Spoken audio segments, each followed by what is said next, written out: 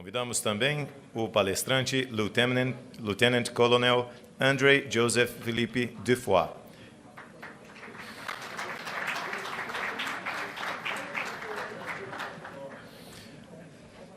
O Tenente-Coronel André Dufour ingressou nas Forças Armadas em 1982, tendo participado de projetos especiais no Quartel-General da Defesa Nacional, bem como de missões da OTAN e das Nações Unidas. Destaca-se sua atuação ativa como promotor e defensor em diversas cortes marciais e perante o Tribunal de Apelação das Cortes Marciais do Canadá e o seu desempenho em Winnipeg como Assistant Judge Advocate General, na 1ª Divisão Aérea Canadense. Serviu na Bósnia-Herzegovina e exerceu suas tarefas como assessor jurídico do comandante da Divisão Multinacional Sudoeste. Ainda também atuou como assessor jurídico do comandante da Missão das Nações Unidas no Sudão. Durante um período de mais de 20 anos, de 1988 a 2011, e em razão de sua expertise em técnica legislativa, o Tenente-Coronel Dufour tem buscado modernizar o sistema de justiça militar canadense por meio de iniciativas legislativas. Recebeu várias condecorações por seu papel de liderança e excelente trabalho de equipe. Atualmente exerce a função de diretor jurídico na área de operações da Justiça Militar. Ouviremos neste momento a palestra que será proferida pelo Lieutenant Coronel André Joseph Philippe Dufour sobre o tema A Experiência Canadense, abordagens para o fortalecimento da Justiça Militar. Com a palavra, o palestrante.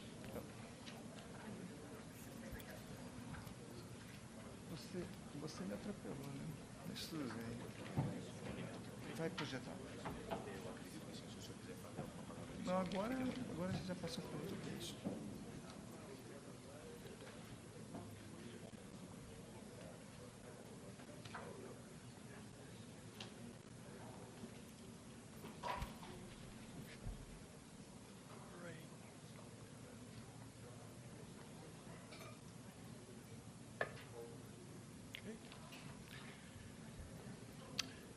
So, good afternoon, everybody.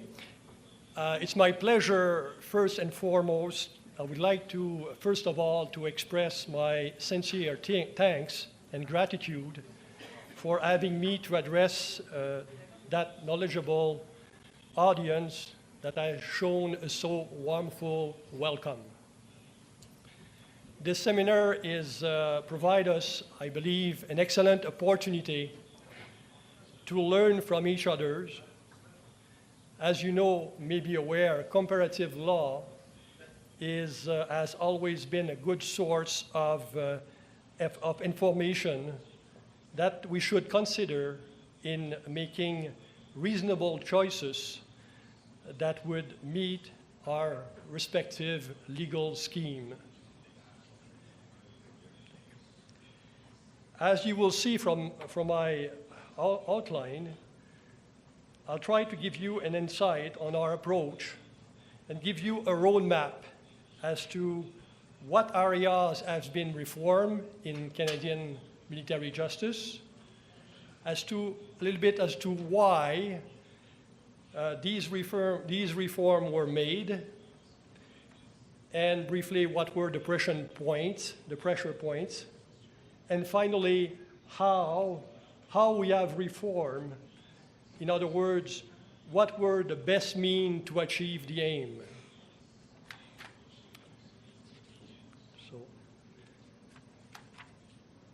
So next slide. Do I have the control on the?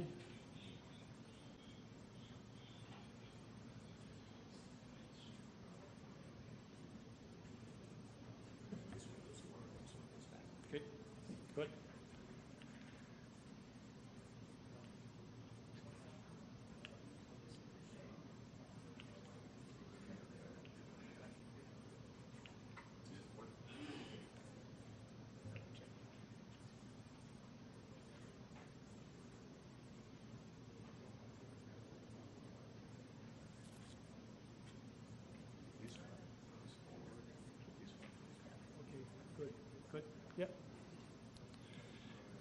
Okay.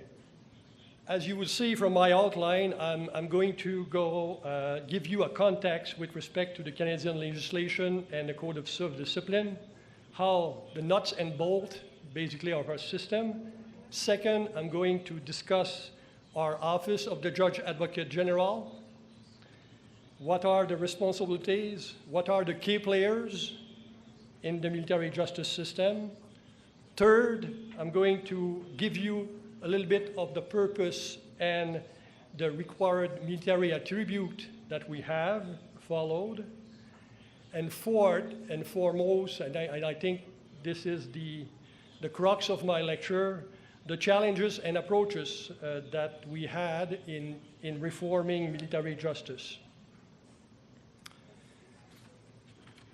I must say as a basis that I have been privileged to work in the legislative reform in the last 18 years. And I've seen many changes along the road. I'm not saying those are the right changes, but it was clearly the right changes for Canada so far. However, there is always a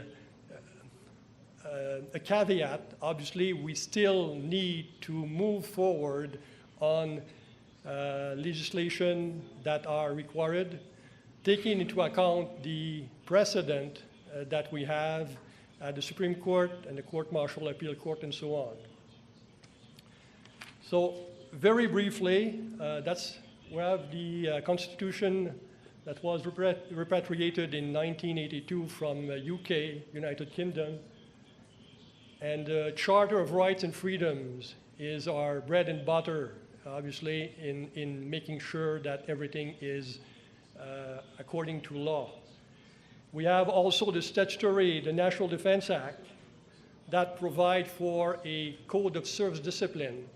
The code of service discipline is any army is specific military offenses that are provided there, such as absence without leave, disobey a lawful command, and so on. Finally, and the regulatory aspect, that's where we flesh out how the system works and how the system, from a procedure point of view, really works.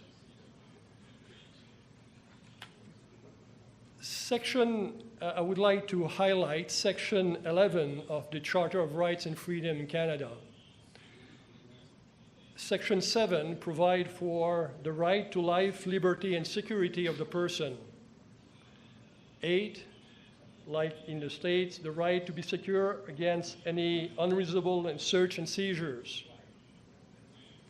Section 9, not to be arbitrarily detained or imprisoned.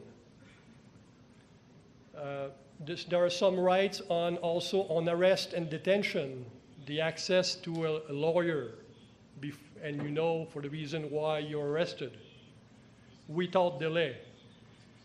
And finally, in Section 11, the proceedings in any criminal court and penal matters to any person charged with an offense, if those persons have the right to be informed of the offense, to be tried within a reasonable time, not to be compelled to be a witness in any proceedings against them. 11D is to be tried by an independent and impartial tribunal, and I'll come back to this. And 11E, not to be detained without reasonable excuse. The Supreme Court of Canada has recognized the military justice system in the two landmark cases, the case of McKay, pre-charter, and Généreux in 1992. 11F, there are obviously no jury trial in the military justice system. We have kept the General Court-Martial, which is composed of 5 officers. If an accused is a non-commissioned member, so not an officer, there are possibility that non-commissioned members be also present to up from sergeant and above.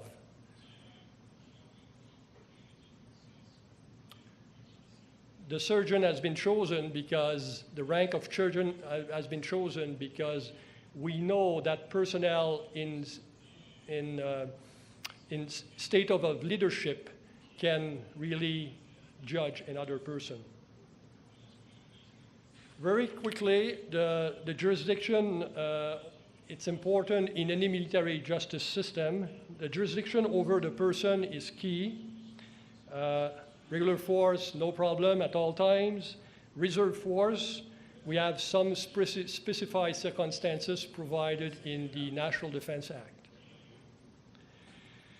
The jurisdiction over the offense, we have obviously to deal with any offenses laid down under the Code of Service Discipline, disarming lawful command, and so on. But also, Section 130 of the National Defense Act incorporate into the Code of Service Discipline all criminal code offenses and all federal legislation. We have a case before the Court-Martial Appeal Court at this time, the case of Moriarty, who is arguing that Section 130 of the National Defense Act is too overbroad. I will reserve my comments from there, but this is an issue that we have to deal with, and obviously more to follow on that specific subject. The type of tribunal that we have the role at summary trials. Basically, the chain of command is responsible to try, accuse for minor service offenses, and in time of peace and armed conflict, it's mainly to making sure that those offenses are dealt with fairly but promptly. You may wonder yourself, I mean, how a presiding officer, a chain of command, is a person who is independent and impartial in accordance with the Canadian Charter of Rights and Freedom. We haven't had any challenge so far on this, but obviously we have a Section 1 application of the Charter where we can demonstrate that these is a true requirement, and that's a reasonable limit are prescribed in a democratic society.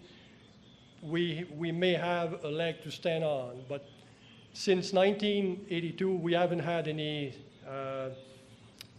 challenge on this, but we might. So we have to be prepared for this. We are looking for improvement and obviously looking at what critics and Parliament might say. We have the court-martial system, which is the formal court-martial system, who might be a judge alone or a judge with 5 members. The judge, who decide who should be tried by a judge alone or by a court member is the National Defense Act by the amendment that were made in 2008. And since 2008, there are requirements for a court composed of members, of officers, to reach a unanimous decision in respect of very important findings, such as obviously guilty or not guilty, unfit to stand trial, and non-criminally responsible on account of mental disorder. All the other decisions are made by a vote of a majority of vote. Interestingly, there is also a trend in the Canadian legislation to impose minimal punishment So we, the judges, are dealing with this issue in civil courts. And obviously, when you remove the discretion of the judge to award a sentence, it may or may not be against the Charter of Rights and Freedom. So we have to follow this issue and obviously be aware of those things, but we haven't had any successful challenge so far in the military justice system. We have the summary proceeding, the small minor offenses. What is the purpose behind this?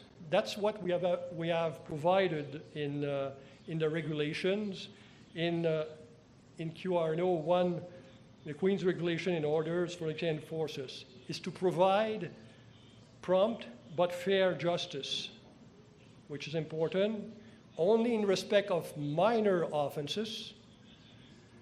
And this must, the idea is to contribute to the maintenance of military discipline and efficiency, which is an objective that we pursue in doing this. We provide an accused the right to elect to court-martial in some cases, with the right to call a lawyer during the time you have to elect for court-martial or summary trial. In cases where the commanding officer, should he find the accused guilty of the charge, is considering that reduction in rank, detention, or the 25% of the monthly basic pay will be a higher punishment. So it gives the individual the opportunity, a true waiver, to say, okay, I'm electing to be tried by court-martial, or I will be happy to deal and be tried by my commanding officer.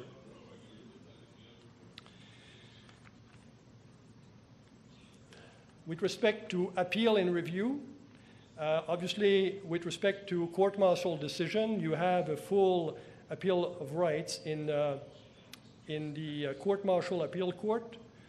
For summary trial decisions, there is a right to the higher authority, to the commanding officer who try you, and to at least argue the sentence or the findings as well.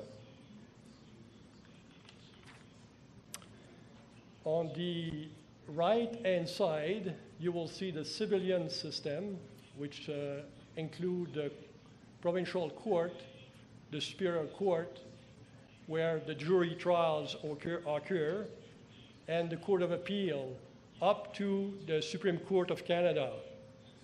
On the left-hand side, you have the court-martial system with a direct appeal to the court-martial appeal court, and if there is a dissent at the court-martial appeal court, you can appeal to the Supreme Court of Canada. With respect to the summary trial proceeding, summary proceeding at your far left, you cannot try any offenses there, only some specific offense that are listed in the regulations. So those are the offenses that are linked, that are essential for the chain of command to have unity and operational effectiveness in the field. Let's start now with the second part of my outline, which describe in the key actor in the court-martial system. In 1998, following some of the problem we had in Somalia in 1994, we had to take the bull by the horn and say, okay, we have to make sure that the key actors are not only independent from each other, but are seen by the accused, by the observer out there that we have the right approach. So what we did is obviously reinforce the duties and function of the Director of Military Prosecution. DMP exercise quasi-judicial role and basically in preferring charges before court-martial, deciding what charges to go with. And the exercise of prosecutorial discretion within the criminal justice system has to be done fairly at every time, with consistency, and I would say with neutrality. We also have a director of Defense Counsel Services, with and every accused has the right to choose a civilian lawyer or to be provided a defense counsel from the military with experience in the military that would prepare your case and even go with you on a court-martial appeal court if there is any merit in your case. The third, and not the last, the chief military judge and the military judges, we have created also separate from the office of the JAG, an office of the chief military judge. This office is, Canada is small, only 37 million people, but we have 4 judges dealing with pretrial motions, bail hearing, and we have roughly between 60 to 90 court-martial per year. So it's not a lot, but the point that are discussed this are very important. We had cases in operational theater in Afghanistan, for example, and it's really important that we have that system. The office of the chief military judge had to be seen as being independent and impartial, and I'll come back to this. Finally, the role, chain of command as a role in respect of, obviously, the summary trial system. And finally, in the military police has the ability on their own, the Canadian Forces National Investigative Service has the own authority to lay charges. The military police are commanded by a Canadian Forces Provost Marshal who is responsible for all military police members. The JAG, the office of the JAG is obviously headed by Major General Blaise Cathcart, and as you see on your left, we are composed of 160 regular force legal officers, 50 reserve force legal officers, but to deal with all kinds also of deployment. It's important to understand that the JAG himself, in the National Defense Act, has been given the role to superintend the administration of military justice. That means that he has to review and monitor the system and see if it's working or not.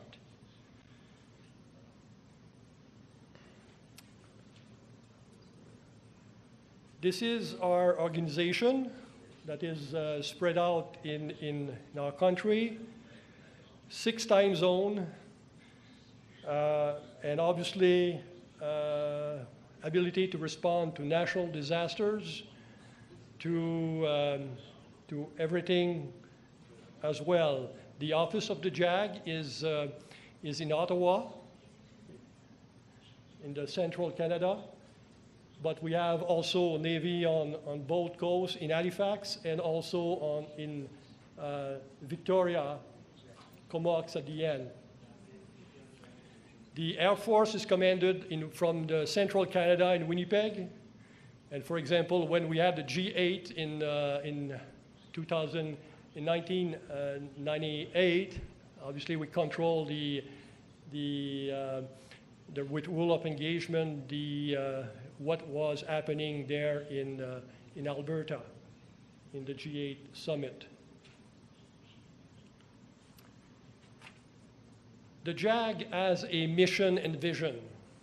Without this, we are not supposed to do anything.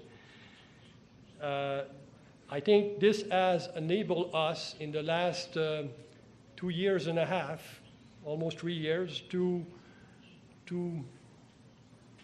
use a comment, to sell a little bit the legal services and see this is what we are able to do and this is what we are aiming to do in a JAG vision and mission. Independent legal advice, operationally focused. You know, a legal opinion of 50 pages will not help sometimes. Concrete solution. And also that military include the full spectrum of military law, which include administrative law, constitutional law, and so on. The JAG also asks that legal officer remain an agile military team that would contribute to a disciplined force and mission success in a manner that reflects Canadian values and the rules of law. One of the tasks that we have in dealing with legislation, even with parliamentarians, is to explain the law, not to advocate for the law, to explain it and let the individual, the member of parliament, to decide what is best. And we have to be really always cautious in remaining objective, even though we spend years of moving legislation through Parliament.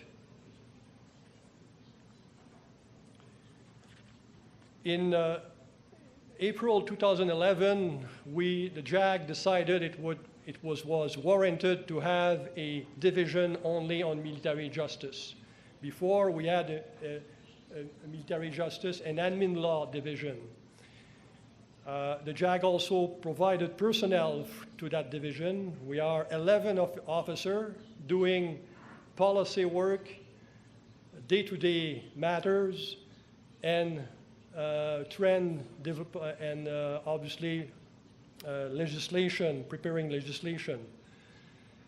I'm responsible for one of these divisions, military justice operation. That include responding to media, to journalists, to question in Parliament, to critics, and obviously we have to remain with our eyes and ears open because obviously there might be good ideas out there.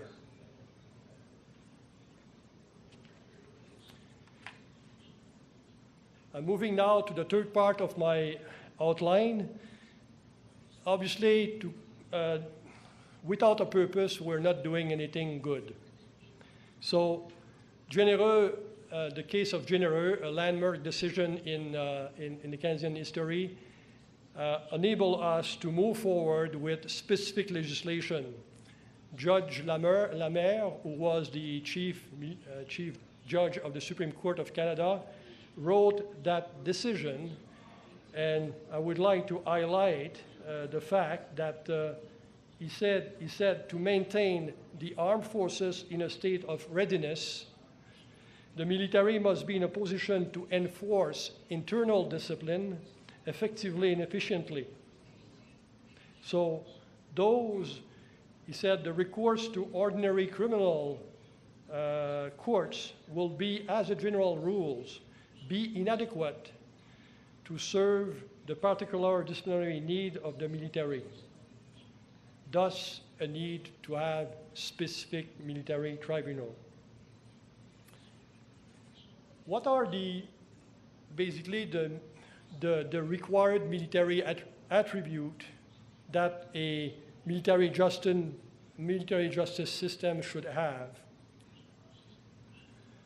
I would argue that those first of all, to echo comments from Chief Judge Baker, to have the requisite jurisdiction. It's very important, and with the objective of maintaining the discipline, efficiency, and morale of the troops. Also, operational effectiveness is necessary. I alluded to the summary trial proceedings. Those are important to that, obviously, that matters are dealt promptly and swiftly, but fairly. There is an important thing also to understand discipline. Finally, in any military justice system, to be fair, and the perception also that it is fair. Also, as any legal system, we have also the legal requirement to comply with constitutional law and also to the application of the Charter of Right and Freedom. And again, we keep in mind that we have to operate promptly, we have to have a system which is portable and which is flexible.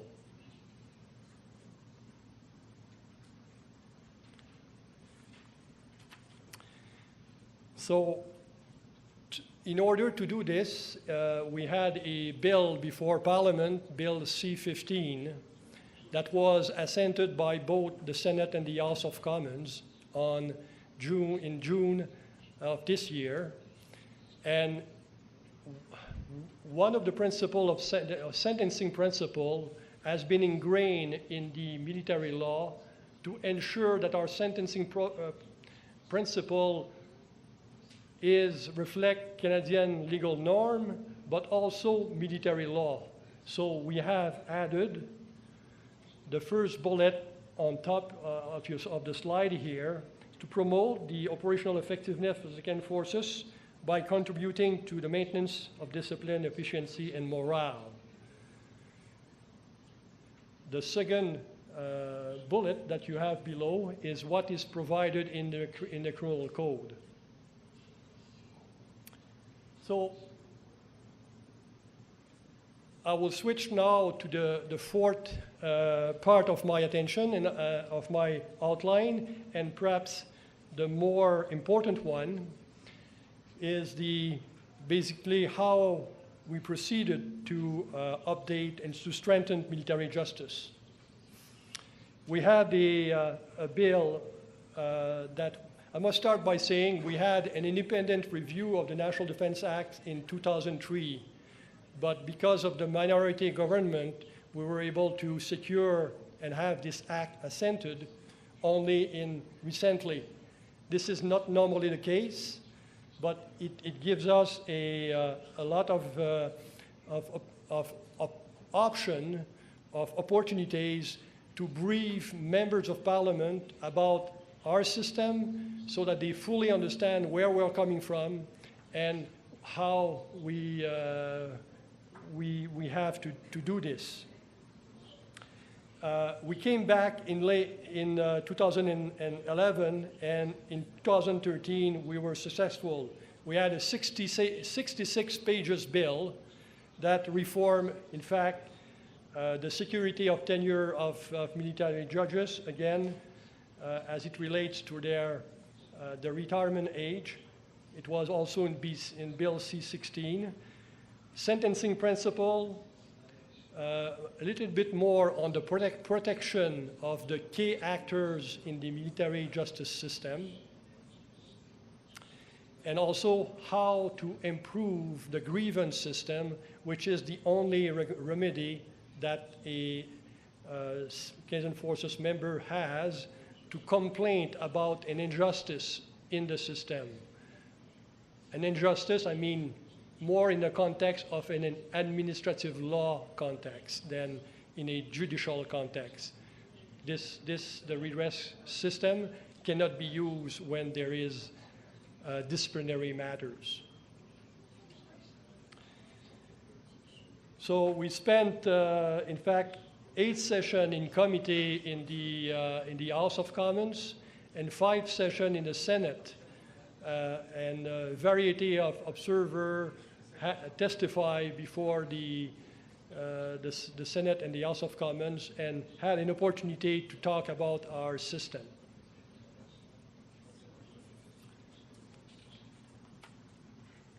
So I will highlight now some of the key aspects of Bill C-15, which is to strengthen military justice. Obviously, I discussed the most important one, the articulation of the purpose, objective, and principle of military justice system. But we also included, as part, absolute discharges, intermittent sentences, restitution orders, and we are working now on regulation that will fully flesh out the procedural aspect of the changes. Now I will turn your attention to what I believe to be a very, very key provision in Canada that had allowed us to move forward and to do more in military justice reform. After Somalia, we had an opportunity in 1997 to have former Chief Justice Dixon to write a report on our system. And as I mentioned before, the judge recommended to the Minister of National Defense that the key actors in the military justice system be separated and apart, and that the duties and function be provided in the Act. That include also because before the Minister of National Defense had a small role in the day-to-day administration of the military justice system, and it was removed from that. We had also 2 other opportunities. The Lamère report, which was the first independent review. The first independent review, it's very important to understand that there was in the bill in 1998, there was a provision that required Parliament to review legislation after a report, an independent report from an independent review authority. And Chief Justice Lamère, former Chief Justice Lamère, has been chosen to do this, and because of various iterations of minority government in Canada, we were successful this year. But we are continuing on the right track because there was a second independent review conducted by Chief Justice Lesage of the Ontario Superior Court that give us some other ammunition to move forward and to refine our system. We found that this was really important because the review authority obviously is not doing this on its own. Is doing this with the contact with the population, with visit to bases and officers, meet non-commissioned members, officers, and he had a reality check as to what is going on, in what is going well and what is not going so well from the troops. So it's important to understand that for the second independent review, the Minister of National Defense in June of 2012 accepted the vast majority of the recommendation made by Judge Lesage, And we have this challenge on the back burner again to move forward. Some example of the cases or recommendation that Judge Lesage mentioned is some prohibition orders for judges, as we have the standing court-martial. Standing court-martial has the power has to be provided in the National Defense Act. We have to minimize the adverse effect when a person are repatriated from a theater of hostilities, for example. We have to look at this more closely. We have to look perhaps at probation orders. Probation orders is given to, to keep the good order and for a period of time, and it's may be used, for example, in sexual assault cases.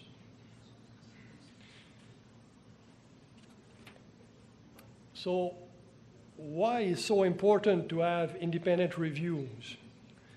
I think it is very important to have specific provision that we focus on, and when those provisions has to be reviewed, obviously we have a blessing from Parliament to review our military justice system. We have chosen specific provision, and for the La Mer report, it was basically what was provided in Bill C-25 in 1998. But it's also important that the third bullet is really drive the point home when we say, okay, the independent review authority is there to receive submission not only from the military community, but also from civilian academics who follow the system, from critics, and so on. So we and the judge, the independent review authority, has the obligation to collect all those written submissions and to make a comprehensive report to the Minister of National Defense. In Canada, we have been very successful through that mechanism to really keep ourselves ahead of the agenda, I would say, except where there is a minority government. So now switching to the importance of as I mentioned in Bill C-15, the next review authority will have to deal with military justice, basically the review of the Code of Service Discipline, Part 3 of the National Defense Act, Canadian Forces Provost Marshal's duties and functions, the Military Police Complaint Commission as well, because when a police officer or a member of the municipal police had a conduct complaint or an interference complaint, this independent commission has jurisdiction over that complaint, grievances, and some other provision. We reset the provision to 7 years. We thought that 5 years was too short, because in those 5 years, you have to have a sufficient track record, really, to see if the system is working, not working, and obviously, which is more important, make the right judgment call as to the changes of policy that we should make, and also how to approach this. What is the best approach to improve the system, which, as you may appreciate, is not always easy in light of the charter requirement, operational effectiveness, and so on.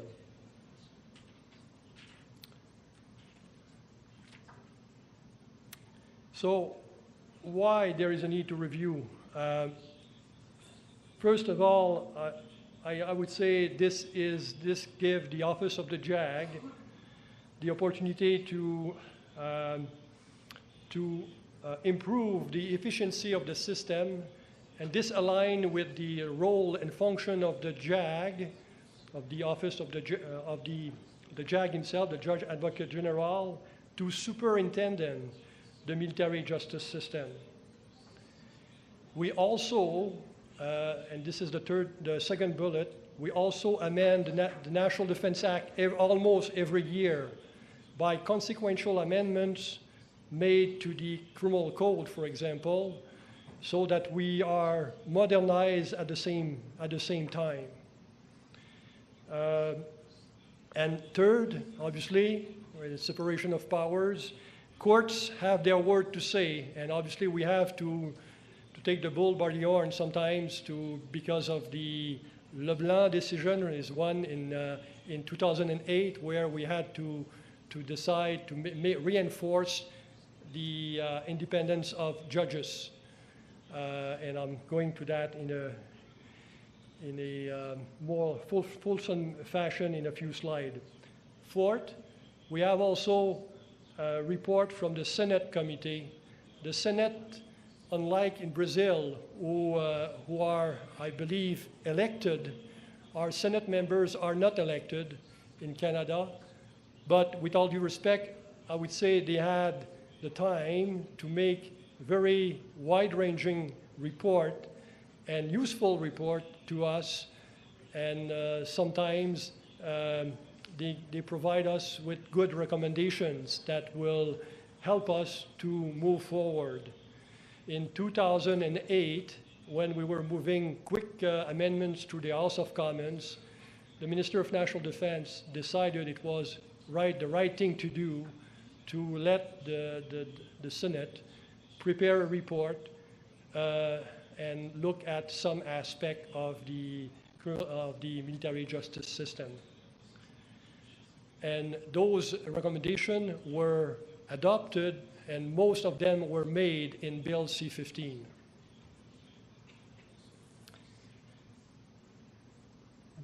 I would highlight only the first point here.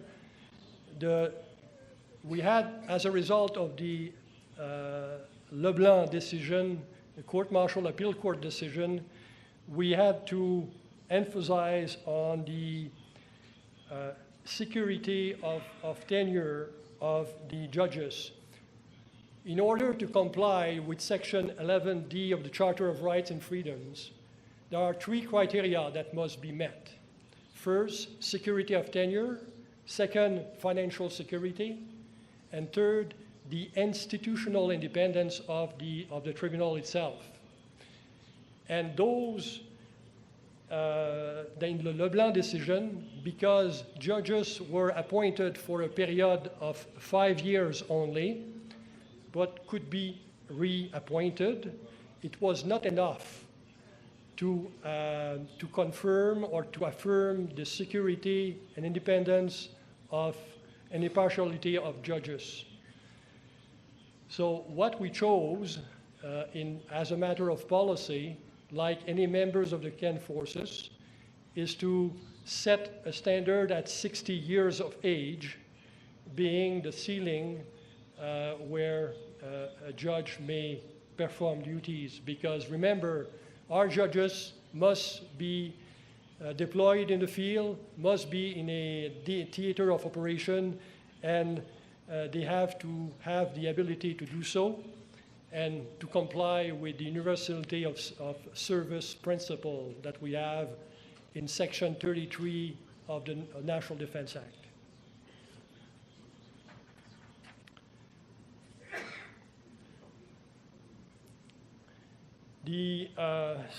Some other improvement that we have done in the summary trial system, the first bullet oblige that the charges be laid within 6 months of the alleged offense. Why? This is that charges are brought forward promptly and that we deal with the issue within 1 year after the commission of the offense. So the 6 months of the alleged offense is new, and this will require the military police to complete their report effectively and efficiently. I had already conversation with the Canadian Forces Provost Marshal in that regard because I'm also advising him, and obviously this is really important.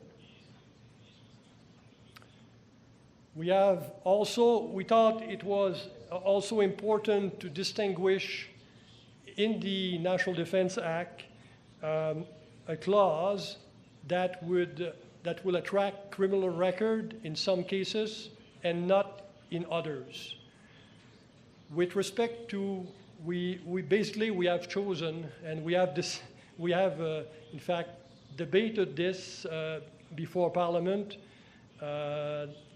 The fix has been chosen is to choose 27 offenses who has an objective punishment of less than 2 years are included, but also with a threshold of, for example, if the court-martial, or I might say your commanding officer, end up with giving you a severe reprimand, or a fine not exceeding pay for 1 month, or a minor punishment, then you will not be penalized.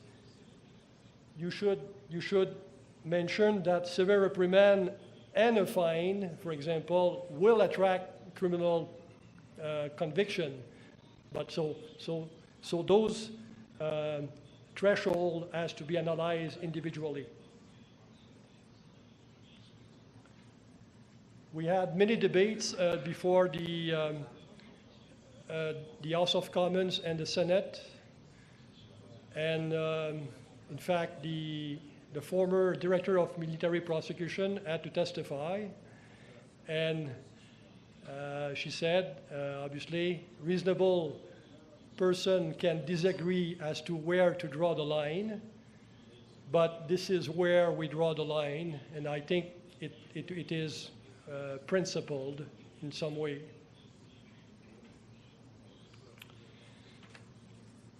Some improvement that we have done also with respect to court-martial panels is with respect to court-martial composed of 5 members.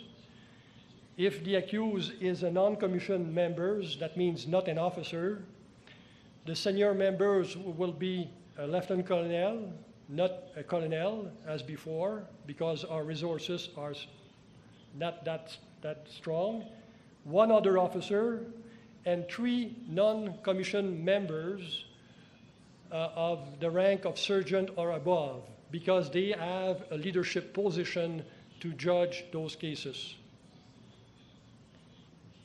And it's important also if offenses are committed in operational settings, that people, I would say, understand the system and can apply military discipline.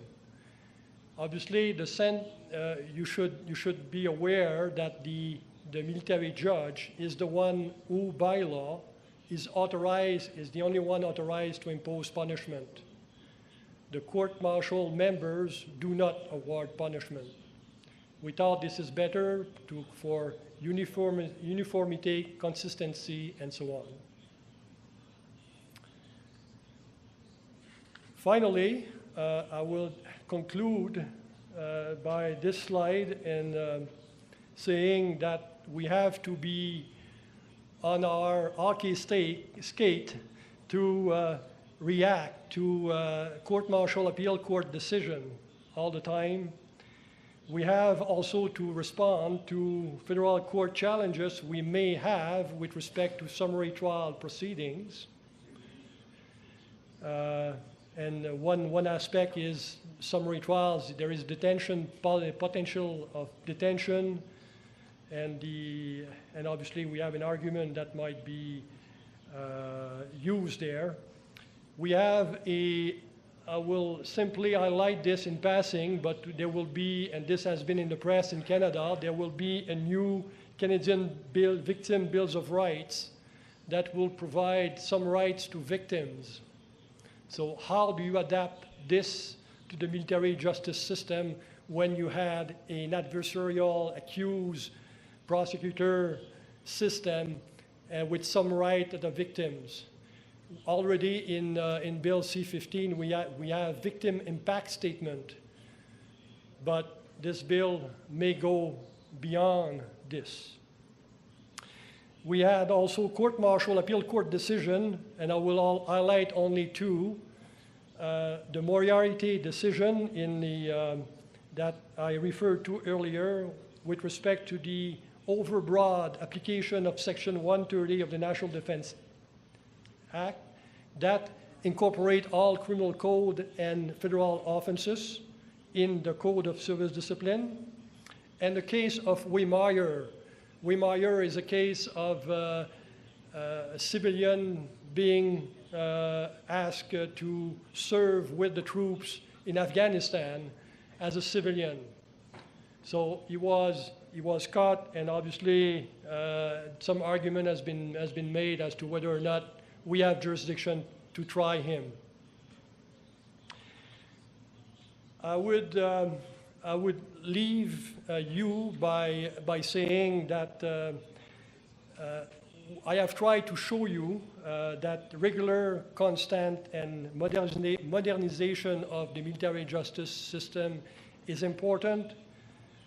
It's also important to rely on independent review. This has been a very good opportunity for us to brush up and to set the stage to remain proactive.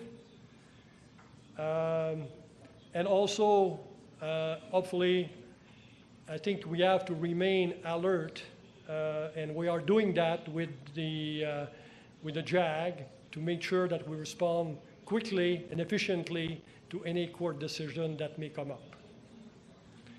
In concluding, I would say, muito obrigado.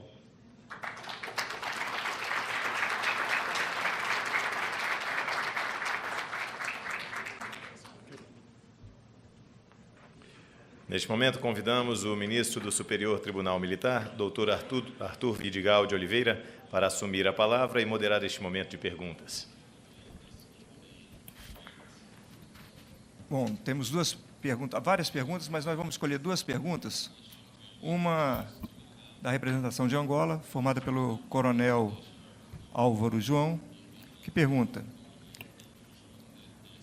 gostaria que o senhor falasse mais detalhadamente sobre as circunstâncias específicas em que o tribunal de seu país,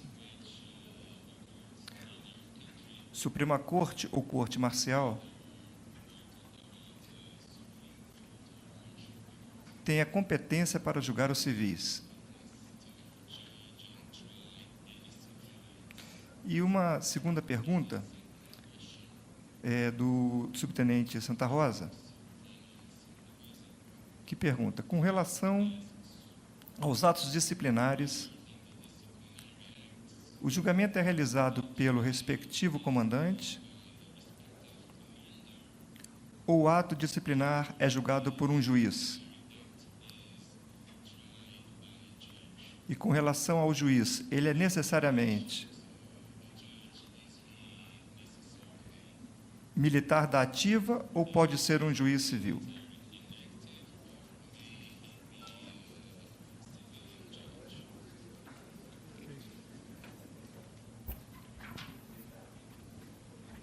Thank you for the questions. If I understand clearly the question, the first one is is the Court-Martial Appeal Court or Supreme Court of Canada can deal with civilian jurisdiction? Okay. Yes. In the civilian system, some civilians are subject to the Code of Service Discipline, and these circumstances are provided in the National Defense Act.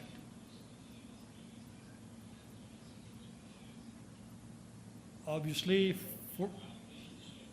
when the court-martial deal with the civilian, it would be tied with a civilian dealing with basically, I would say, if, for example, a person is tried and deployed in a theater of operation, to be clear, this would be one aspect. If, for example, a teacher has to be deployed with troops overseas, this is another circumstances into which the National Defense Act have jurisdiction over. But the jurisdiction is only in respect of specific particular circumstances, and the main one would be in operational theater. With respect to the second question, you alluded to the fact that respective commanders obviously can try minor service offenses. These commanders are there to apply discipline. They are in the active. It could be on the regular force or in the reserve force. These individuals have to be trained by two members of the office of the JAG, so that they have a reality check as to how to administer the law. The commanders are allowed during a summary trial to have a recess. There is no lawyer present, and to call a lawyer if he's not sure as to, a military lawyer, is not sure as to what approach he should take to administer fairly the evidence, and or to award a specific punishment. But he is the person who will live with the consequences of harsh or not too severe sentence. He has to take an oath every time he conduct a summary trial, and this oath is to administer justice without partiality or affection, and it's engraved in every officer that I've seen. The summary trial system, again, it's a summary trial. Maybe one critic might say it's a Victorian system, but it is a system that is working, that some members prefer to be tried for whatever reason, I don't know, but that provide some procedural safeguard to ensure that an accused had an opportunity to explain himself if he wished to do so, because he has the right to remain silent, and deal with it. Muito obrigado, Tenente Coronel Dufour. As perguntas que, porventura, não foram respondidas serão encaminhadas à comissão organizadora para posterior encaminhamento a Vossa Excelência. Eu agradeço, em meu nome e da comissão organizadora, por sua brilhante apresentação, oportunidade que conhecemos a experiência canadense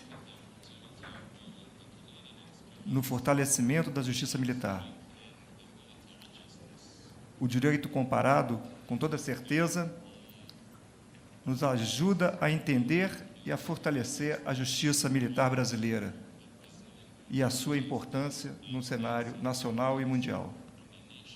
Obrigado pela sua disponibilidade em ter aceitado o presente convite. Muito obrigado.